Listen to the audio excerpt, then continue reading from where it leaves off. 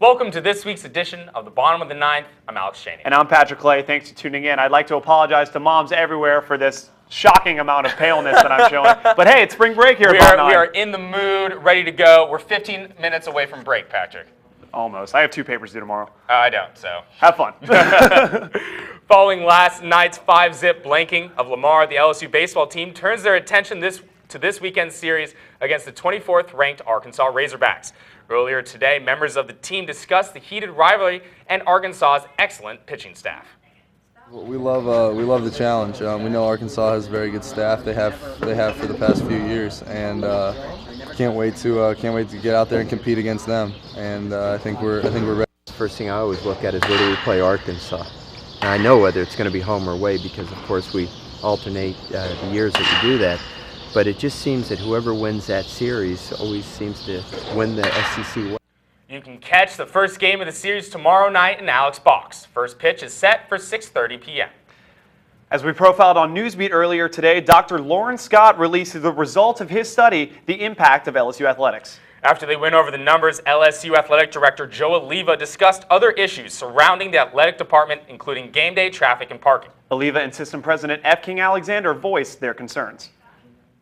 We know by surveys that our fans consider that parking and traffic their #1 concern. So we need to address that, and we're planning on doing that. We are worried about the game day experience. We are worried that people, because it's becoming so convenient for people just to simply stay at home. What does that mean, and what does that mean for Baton Rouge?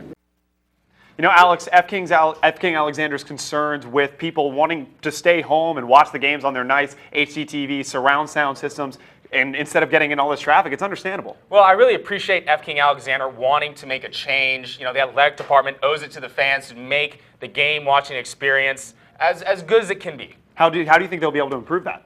Well, they need to upgrade security, upgrade parking, make traveling easier in and out of the stadium, because I know as of right now it takes a few hours to get out of the campus after a football game. Well, with the 8,000 more fans expected in Tiger Stadium next year, Only we'll definitely see how that works out. Sticking with football, yesterday's Pro Day brought in NFL scouts from across the nation to study the best prospects LSU has to offer. I report from the practice facility about one player who had a lot to prove.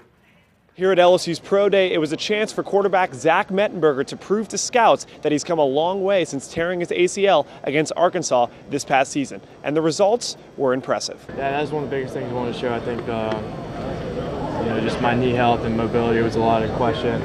And I was able to roll out and throw some accurate balls with something behind him. I'm sure he wanted his completion percentage to be a little higher, but he's just coming off an ACL. I think he did really well, and he helped his chances a lot going into the draft. So I'm proud of Zach, and I've always said he's the best quarterback in the draft. It's pretty crazy to me for him to be able, 13 weeks out, and he's almost fully recovered. He's throwing the ball around, dropping back.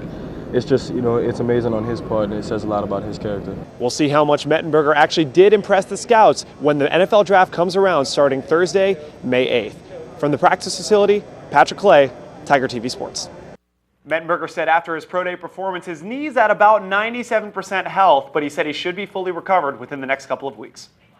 Yesterday's Pro Day also highlighted the skills of high-profile players.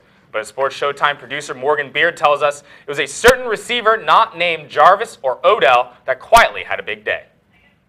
As the NFL's finest gathered in Baton Rouge, LSU's Pro Day acted as a second chance for some of the team's most talented players to impress before the draft.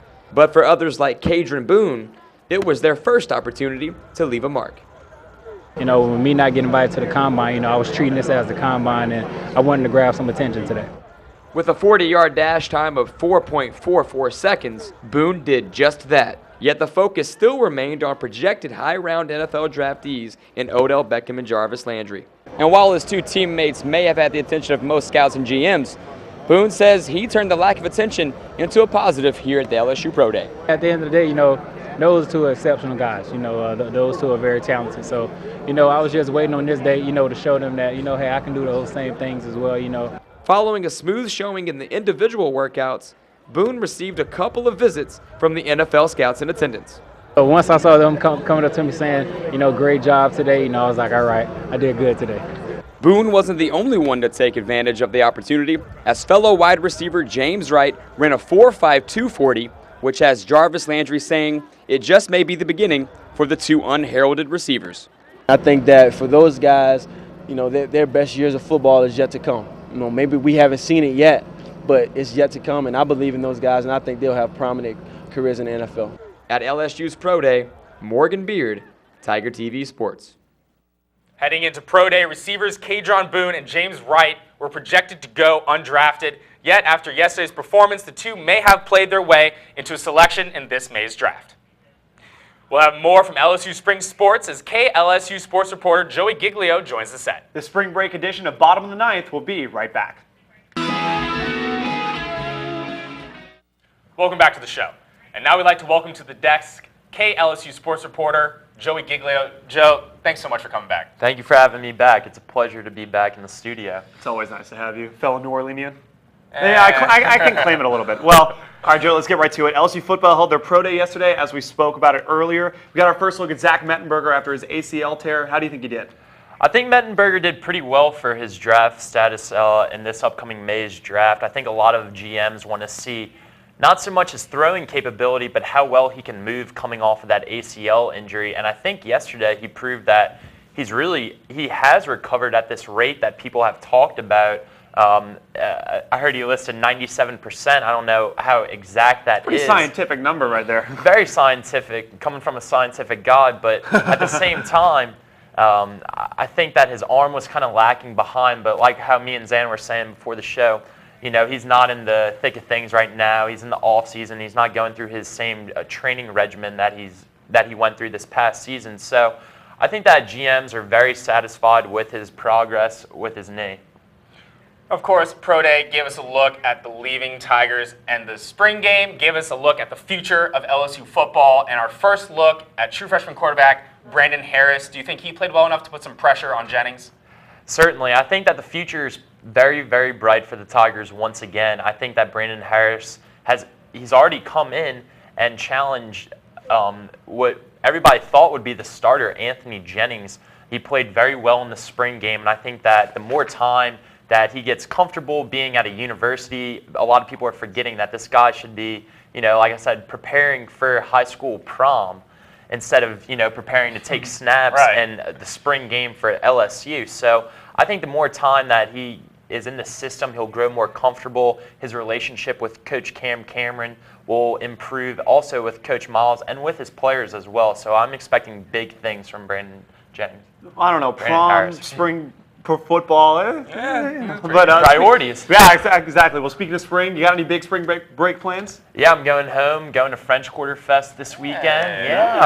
Spend a pretty big spring break at the house pool with my mom and dad. We're about to kick it like senseis, so it should be pretty fun. Sounds great, Joey. Well, thanks so much for coming on the set. Of course. Bottom of the ninth, we'll be right back. Welcome back to the show. Patrick, I don't know about you, but I'm not tired of hearing about Lamentia Hall. Oh, I'm definitely not tired of hearing about Lamentia Hall 24/7, and I'm pretty sure America isn't either.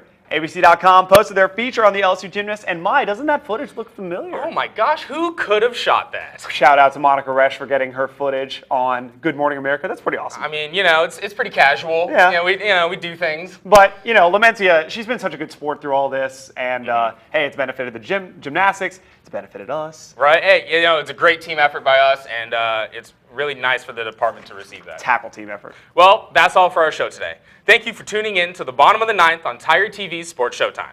You can watch highlights and full episodes online at tigertv.tv. Don't forget to like us on Facebook and follow us on Twitter for the latest news. We're here at Campus Channel 75 Monday through Thursday from 6 to 6:15. Everyone, have a fun and safe spring break. I know we will. I hope you do too. For Patrick Clay, I'm Alex Cheney. Thank you for watching the Bottom of the Ninth, and you stay classy, Baton Rouge. Have fun.